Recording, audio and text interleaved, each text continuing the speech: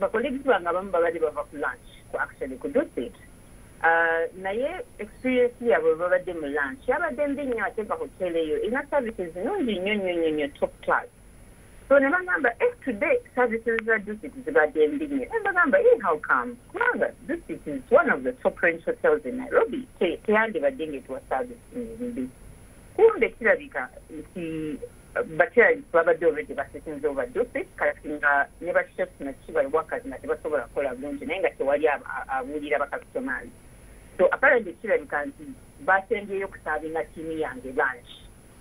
And after they had left for like 5 minutes, blast yasoose nevaako. Kati blast yabadde, it was a very big sound, very big sound that you could not get off your seat.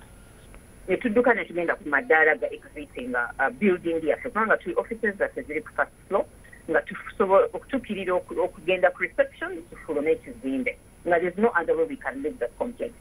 Olwabadde nga tutuuka nga halfway abatemu nga bali ate amasasi nga gakuba mangi nnyo ne bagamba muddeyo netuddayo ku offices ne tuyingira office. Kati olwayingidde office tugamba tusobola kusigala wano abantu abalala bonna badduse bagenze tulina okuva wano amasasi nga mangi mayitirivu nga twatidde nnyo nga tunaye kati tugenda kufa anytime.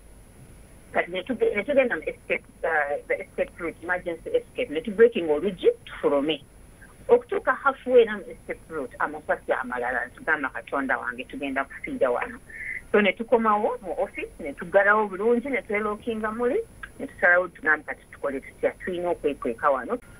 Batutuuseeko ssaawa 9 ez'okumakya 3 o'clock. Ssaawa 9 3 a.m.